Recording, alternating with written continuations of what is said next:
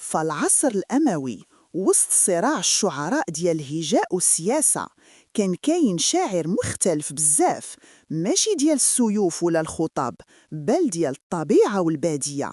هو درما غيلان بن عقبة. درما اشتهر بأنه شاعر الغزل البدوي، لكن الميزة الكبيرة عنده هي الوصف العجيب ديالو للطبيعة. كيصور لك الرمال، الرياح، الطيور والنجوم، حتى كيخليك تحس راسك عايش وسط الصحراء معاه.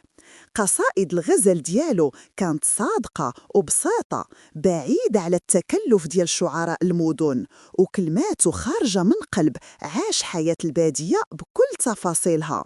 المؤرخين كيعتبروه آخر شعراء المعلقات بمعناها الفني، لأنه ورث الأسلوب الجاهلي في الغزال والوصف، لكن زاد عليه الروح الإسلامية الجديدة.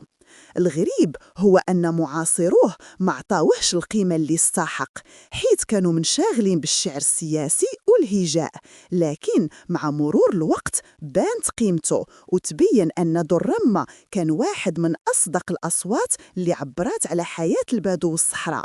باختصار، درما هو شاعر رسم الصحراء بالكلمات وخلى لنا تراث شعري كيخلي الطبيعة تنطق بالشعر.